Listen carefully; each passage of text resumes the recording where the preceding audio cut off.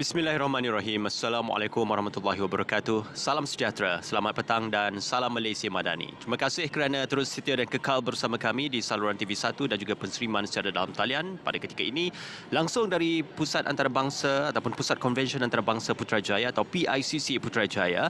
Kita bawakan bersama dengan anda untuk hari kedua bagi Kongres Ekonomi Bumi Putra 2024. Sebuah kongres ataupun sebuah atur cara untuk memberikan dan juga memanifestasikan hala tuju pemerkasaan agenda ekonomi Bumi Putra. Sebelum kita menyaksikan atur cara pada hari ini yang difahamkan untuk hari kedua ini, kita akan menyaksikan ucapan oleh Yang Amat Berhormat Timbalan Perdana Menteri II Datuk Seri Fadilah Yusof yang juga akan menyampaikan ucapan beliau. Malah beliau juga akan menjadi moderator untuk sesi seterusnya bagi perbincangan berkenaan tentang hala tuju peralihan tenaga dalam konteks ekonomi Bumi Putra. Jadi Kongres Ekonomi Bumi Putra 2024 membawakan tema positif, progresif dan inovatif. Ia merupakan antara tiga terma dan perkataan yang dipilih untuk menggambarkan bahawasanya evolusi dan transformasi yang sedang dilalui bukan sahaja oleh Bumi Putra tetapi negara secara keseluruhannya. Dan yang menariknya, seperti mana yang telah pun diilhamkan dan juga disarankan oleh Yang Amat Berhormat Perdana Menteri Datuk Seri Anwar Ibrahim bahawasanya Kongres Ekonomi Bumi Putra ini bukan hanya tertumpu ataupun bukan hanya spesifik kepada Bumi Putra semata-mata tetapi melihat bagaimana penyertaan dan juga olahan idea daripada bukan Bumi Putra untuk membawa cambahan idea yang lebih menarik dan juga lebih baik, malah lebih inklusif untuk memberikan penumpuan kepada pemerkasaan agenda ekonomi Bumi Putra. Dan sedikit saya kongsikan bersama dengan anda juga, sementelah penubuhan Kerajaan Perpaduan, maka dalam mesyuarat Jemaah Menteri pada 16 September 2023 telah pun menterjemahkan berhubung Pertutusan Khas Insentif Memperkasakan Agenda Ekonomi Bumi Putra memutuskan supaya ditubuhkan jawatan kuasa kerja bagi penganjuran Kongres Ekonomi Bumi Putra yang dipengerusikan oleh Yang Amat Berhormat Timbalan Perdana Menteri serta Menteri Kemajuan Desa dan Wilayah serta Menteri Ekonomi. Kementerian Kemajuan Desa dan Wilayah melalui Majlis Amanah Rakyat ataupun MARA dan juga Kementerian Ekonomi bertindak selaku sekretariat bersama dalam penganjuran kongres yang kita saksikan pada hari ini.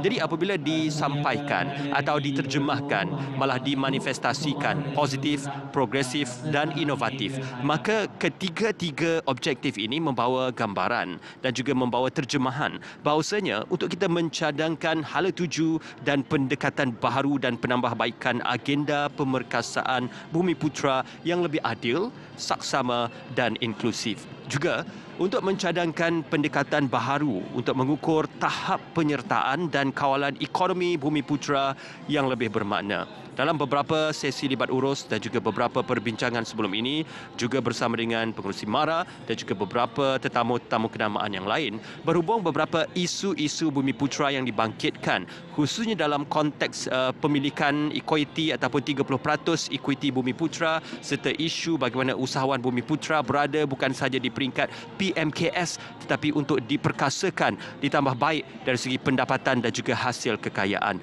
dan diterjemahkan serta dilimpahkan kepada rakyat secara bersama. Jadi isu-isu ini yang banyak dibincangkan. Selain daripada perkara tersebut, Kongres Ekonomi Bumi Putra 2024 juga memberi penumpuan kepada 10 agenda ataupun perkara utama. Antara lainnya, kalau boleh saya kongsikan bersama dengan anda, kerana menarik untuk kita mengetahui berkenaan elemen-elemen yang akan diterjemahkan atau dimanifestasikan sepanjang 3 hari berlangsung Kongres Ekonomi Bumi Putra 2024.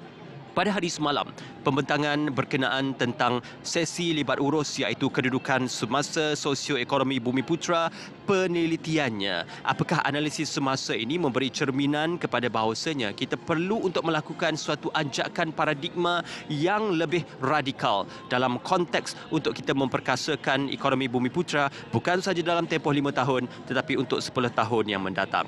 Jadi kita akan berjeda seketika untuk kita menyaksikan apakah antara rangkuman-rangkuman dan perkara-perkara yang diberikan perhatian dan juga keutamaan khusus dalam konteks Kongres Ekonomi Bumi Putra 2024. Ayuh kita saksikan sebelum kita kembali semula.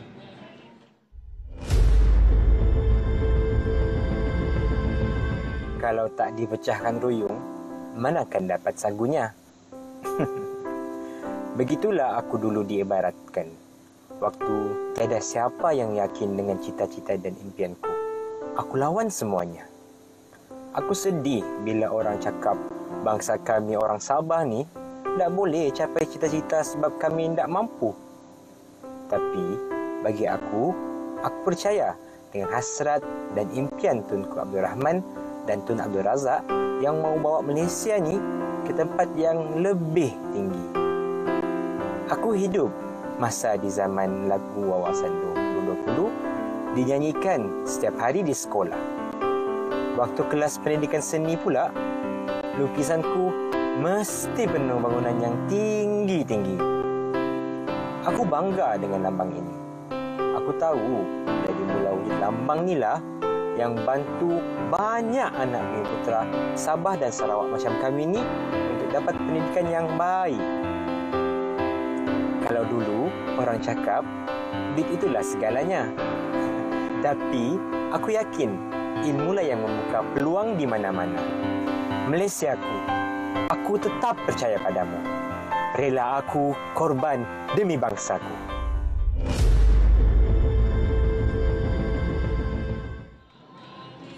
Baik, kita bersua kembali. Diterjemahkan melalui frasa aku anak kampung.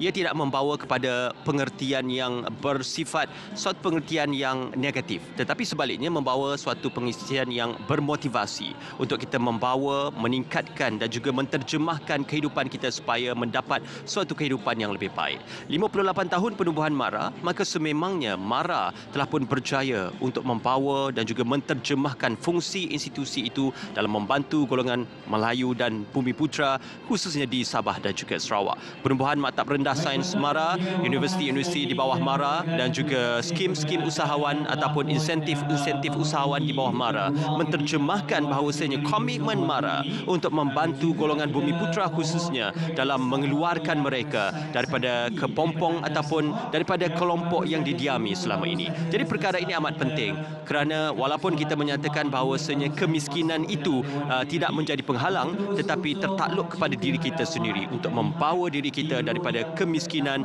dan juga membawa diri kita kepada arah kejayaan. Jadi sementara kita menantikan ketibaan yang amat berhormat Timbalan Perdana Menteri Datuk Seri Fadilah Yusof yang difahamkan seketika nanti akan memberikan ucapan beliau berkenaan tentang bagaimana untuk kita melihat mencipta peluang Bumi Putra dalam peralihan tenaga, juga akan menjadi moderator dan peneraju untuk sesi diskusi Madani 3. Kita berikan tumpuan pada ketika ini untuk ketibaan yang amat berhormat Timbalan Perdana Menteri Datuk Seri Fadilah Yusof di PICC Putrajaya, diiringi oleh Datuk Dr. Ashraf Wajdi Dusuki dari MARA dan akan bersama-sama untuk menterjemahkan sesi pada petang ini.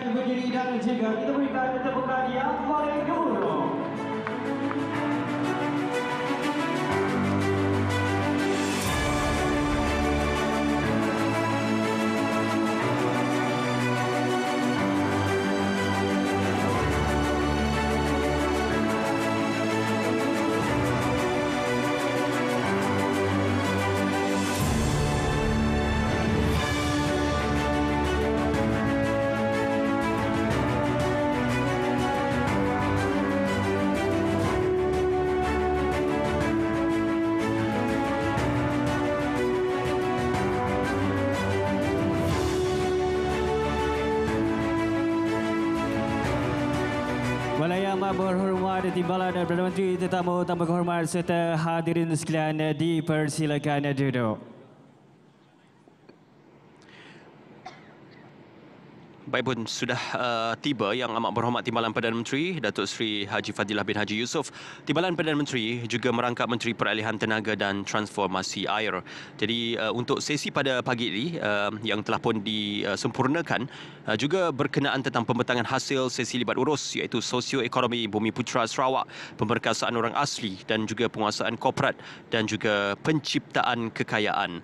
Maka sebelum kita berehat untuk solat Jumaat seketika tadi pada hari ini, juga sesi diskusi Madani 2 iaitu mendepani cabaran untuk menoktahkan kemiskinan tegar yang diberikan penumpuannya khusus kepada pengurusan kemiskinan dan juga bagaimana untuk memastikan agar isu-isu ini akan dapat ditangani. Jadi sementara kita menantikan apakah antara ucapan yang akan disampaikan oleh Yang Amat Berhormat Datuk Seri Haji Fadilah bin Yusof, suka untuk saya menggarap kembali bagaimana Kongres Ekonomi Bumi Putra 2024 sebermula pada 1965 bersama. Itu adalah penganjuran kali pertama bagi Kongres Ekonomi Bumiputra 1965 pada tahun tersebut. Dan sementara itu juga penubuhan MARA ataupun Majlis Amanah Rakyat, dan sehingga ke saat ini kita melihat bagaimanakah ia terus berevolusi dan juga terus memberikan cerminan bahawasanya inilah institusi yang akan terus memacu kejayaan dan juga bersama-sama dengan masyarakat Bumiputra. Seperti mana yang telah pun disampaikan oleh Yang Amat Berhormat Perdana Menteri dalam sesi lawatan semalam dan juga sesi untuk bersama dengan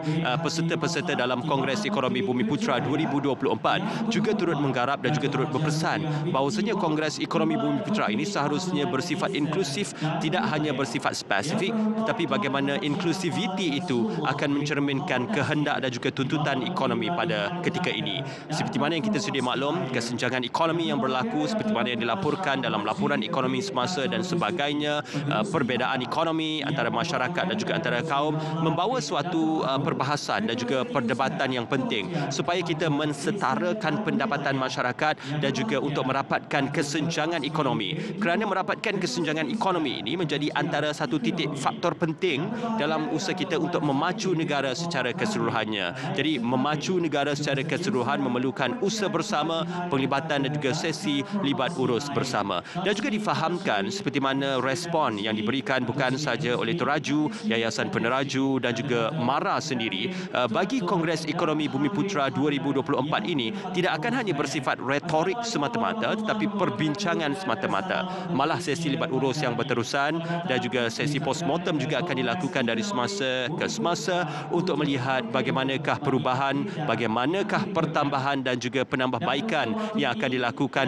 khusus kepada pihak-pihak yang terlibat secara langsung maupun tidak langsung dalam memperkasakan agenda ekonomi Bumiputra. Di pentas utama pada ketika ini kita berikan tumpuan untuk ucapan Yang Amat Berhormat Datuk Seri Haji Fadilah bin Haji Yusof, Timbalan Perdana Menteri.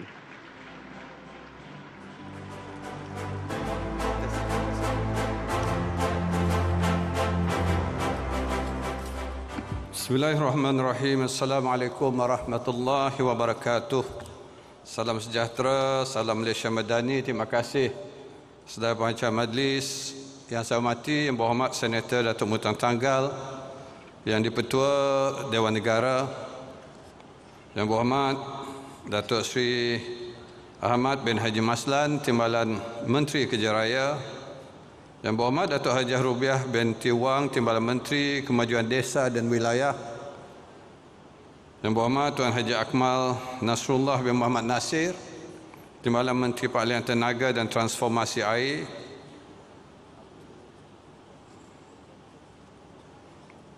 Yang Berhormat Datuk Dr. Ashraf Wajdi bin Datuk Dusuki, Pengurusi MARA, Yang Berbahagia Datuk Nur Azmi bin Dirun, Ketua Setiausaha Kementerian Ekonomi, Yang Berbahagia Datuk Seri Ramlan bin Datuk Harun, Ketua Setiausaha Kementerian Kemajuan Desa dan Wilayah, Yang Berbahagia Datuk Mat Zaidi bin Muhammad Kali, Ketua Setiausaha Kementerian Parlimen Tenaga dan Transformasi Air, Yang Berhormat Dr. Hazlan Abang Hibni and all the panelists, adik-adik yang berhormat, Tan Sri, Datuk-datuk, tuan-tuan, puan-puan, hadirin, hadirat yang saya hormati sekalian. Pertamanya saya mengucap syukur pada Allah Subhanahu Wa Taala kerana dengan izin inayahnya kita dapat bersama di Dewan yang tersegam indah ini untuk bersama-sama dalam Kongres Ekonomi Bumiputra 2024. Dan saya mengucapkan syabas dan tahniah kepada Sekretariat kerana dapat menganjurkan program ini yang merupakan satu agenda nasional untuk sama-sama kita mengemling tenaga, idea dan buah fikiran untuk kemajuan dan juga untuk kemakmuran negara. Sejak dari merdeka, agenda Bumiputra merupakan satu pemalar ataupun konstan dalam kerajaan yang memerintah negara ini. Agenda ini akan tetap diperjuangkan, diperkasakan dan dipelihara. Bezanya adalah strategi dan pelaksanaannya. Dasar-dasar yang telah dilaksanakan oleh kerajaan sejak dari merdeka berbeza-beza mengikut zaman dan cabaran-cabaran yang ada pada waktu tersebut.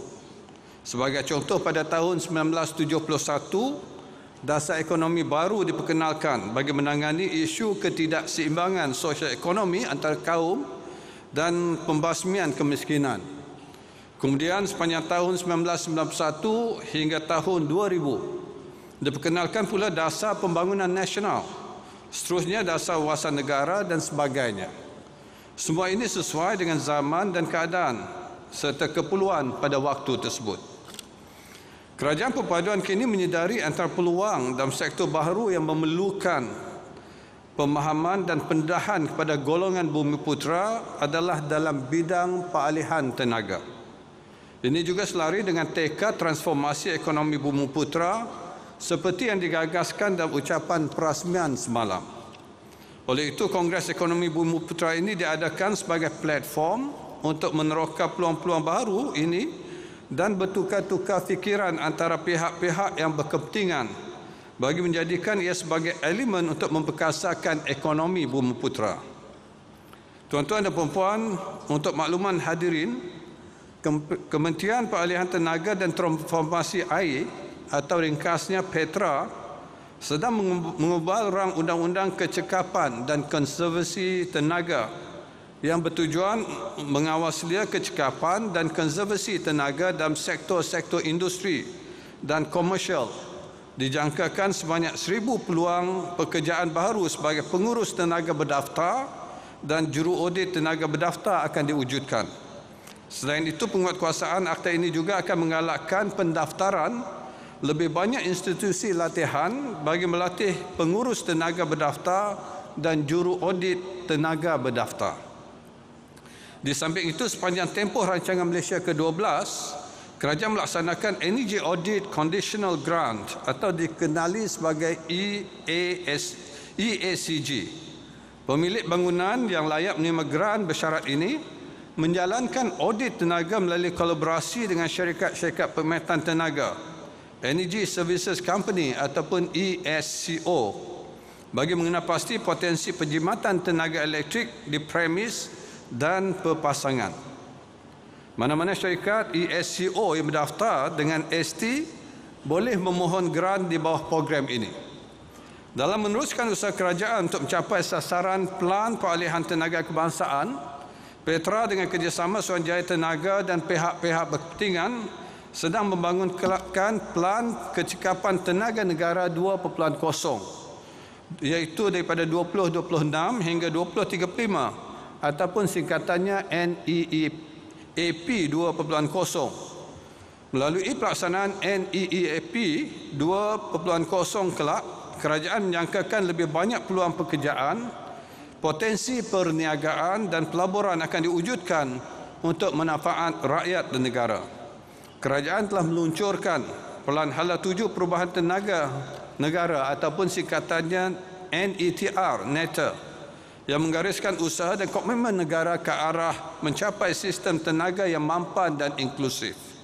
NETR membuktikan keazaman kerajaan dalam melaksanakan inisiatif peralihan tenaga daripada ekonomi berasaskan bahan api fosil tradisional kepada ekonomi hijau bernilai tinggi serta memastikan transformasi ekonomi lestari ini berupaya menjana sumber pertumbuhan baharu, mewujudkan peluang perniagaan dan potensi perdagangan. Dalam konteks pembekalan elektrik, sektor tenaga boleh baru ataupun TBB memainkan peranan yang penting dalam usaha peralihan tenaga selain sebagai sumber tarikan pelaburan serta pertumbuhan ekonomi baharu negara. Selaras dengan aspirasi negara untuk mencapai sasaran pembebasan gas rumah kaca ataupun GHG sifar bersih menjelang tahun 2050, kerajaan telah menetapkan komitmen untuk meningkatkan campuran kapasiti tenaga boleh baharu dalam pembekalan elektrik negara kepada 70% menjelang tahun 2050 berbanding 25% pada masa ini. Usaha ini memerlukan gandingan kerjasama dan keterlibatan pihak kerajaan, swasta dan rakyat bagi memastikan kejayaan kesemua inisiatif dan program TBB mencapai sasaran tersebut. Dalam hubungan ini, usaha untuk merealisasikan sasaran peralihan tenaga ini akan dilakukan secara menyeluruh berdasarkan pertimbangan yang teliti ke atas faktor-faktor keupayaan sistem, grid, permintaan bekalan elektrik hijau, nilai limpahan ekonomi serta kesanggupan membayar oleh pengguna. Secara asasnya, aspirasi palihan tenaga ini akan dikecapi melalui pelaksanaan inisiatif berikut. Pertamanya, pembangunan loji jana kuasa solar bagi meningkatkan pembekalan tenaga elektrik hijau pada kos yang berpatutan. Kedua, memanfaatkan ruang bumbung bangunan ataupun permukaan air untuk pemasangan sistem solar bagi mengelakkan tebus guna tanah. Yang ketiga, mengelakkan kepelbagaian sumber penjanaan tenaga iaitu daripada sumber bukan solar seperti biogas, biogesim dan hidro untuk menjamin sekuriti pembekalan elektrik.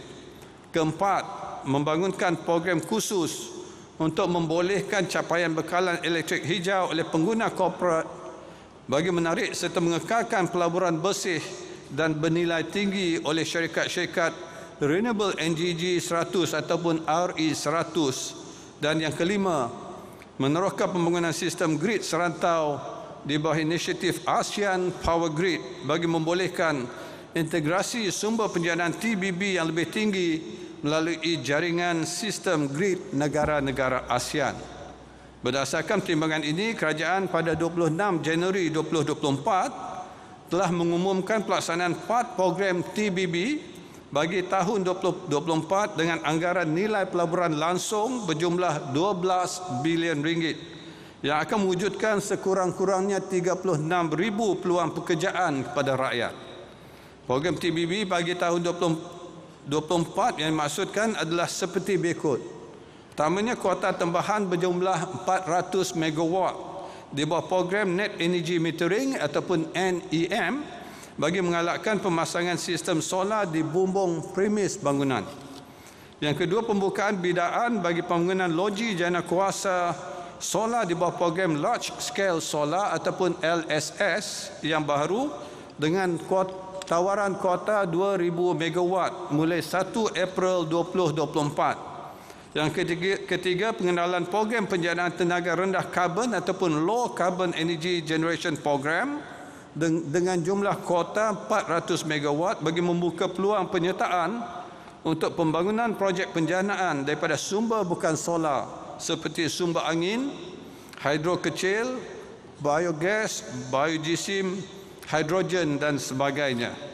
Dan yang keempat, pelaksanaan projek rintis sistem penstoran tenaga ataupun battery energy storage system atau singkatannya BESS dengan jumlah kapasiti 400 megawatt mulai suku tahun pertama 2024.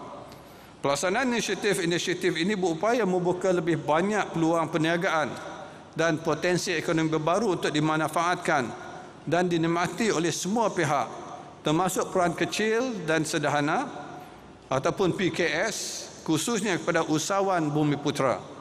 Kesemua inisiatif ini merupakan pembangkit kepada pelaksanaan lebih banyak program TBB yang sekaligus membolehkan keterlibatan atau penyertaan lebih ramai usahawan Bumiputera dalam agenda pengalihan tenaga. Oleh itu, saya menyeru agar pihak kepentingan, jentera kerajaan serta semua lapisan masyarakat untuk bersama-sama menggalas tanggungjawab dan amanah dalam memperjuangkan nasib dan mempertingkatkan sosioekonomi negara. Jadi akhir kata, saya mengucapkan terima kasih sekali lagi dan terutamanya penyertaan oleh tuan-tuan dan puan-puan. Semoga sesi ini akan memberi manfaat kepada semua kita dalam kita menggerakkan agenda nasional kita, memperkasa ekonomi Bumiputera dan seterusnya meningkatkan ekonomi negara kita untuk rakyat keseluruhannya. Sekian, wabillahi taufiq wa hidayah. Assalamualaikum warahmatullahi wabarakatuh. Waalaikumsalam warahmatullahi wabarakatuh. Terima kasih kepada Yang Amat Berhormat. Mohon untuk terus kekal berada di atas pentas dan juga mengambil tempat di kerusi yang telah pun kita sediakan. Bagi meneruskan... Itu dia tadi kita saksikan ucapan yang disampaikan oleh Yang Amat Berhormat Datuk Seri Haji Fadilah bin Haji Yusof, Timbalan Perdana Menteri dan juga merangkap Menteri Peralihan Tenaga dan Transformasi Air. Antara yang telah pun disebutkan oleh beliau seketika tadi adalah untuk menyedari hakikat dan juga tanggungjawab yang bukan sahaja dibawa oleh beliau tetapi juga Kementerian Peralihan Tenaga dan Transformasi Air dalam melihat beberapa isu yang berkenaan tentang tenaga boleh diperbaharui dan juga isu-isu peralihan tenaga ini daripada sumber tenaga konvensional kepada tenaga yang boleh diperbaharui. Maka apa yang diceritakan yang juga digarapkan oleh beliau seketika tadi adalah untuk membawa bagaimana idea untuk membawa Bumiputra dan juga usahawan Bumiputra ke dalam sektor dan juga industri ini untuk memastikan agar perkara-perkara ini akan dapat diberikan tumpuan khususnya untuk menjadikan industri ini sebagai industri yang berdaya saing khusus untuk usahawan Bumiputra. Di pentas utama pada ketika ini yang amat berhormat Datuk Seri Haji Fadilah bin Haji Yusof akan menjadi moderator untuk sesi diskusi Madani 3 yang bertajuk Mencipta Peluang Bumiputra dalam Peralihan Tenaga. Jadi itu saja boleh kita bawakan bersama dengan anda. InsyaAllah esok kita akan bersama dengan Yang Amat Berhormat Perdana Menteri untuk ucapan penutup bersempena dengan Kongres Ekonomi Bumiputra 2024. Tidak kurang juga esok akan berlangsungnya rumusan oleh pengerusi libat urus yang juga melibatkan 10 bidang yang dibentangkan dalam Kongres Ekonomi Bumiputra 2024. Terima kasih kerana bersama kami pada petang ini. Kongres Ekonomi Bumiputra 2024 adalah untuk memberi manfaat kepada pelbagai lapisan masyarakat dalam memastikan penyertaan ekonomi Bumiputra yang berdaya saing, bermakna, berdaya tahan dan juga mampan. Terima kasih kerana bersama kami. Dengan itu, Assalamualaikum. Kita bersua lagi esok untuk Kongres Ekonomi Bumiputra 2024.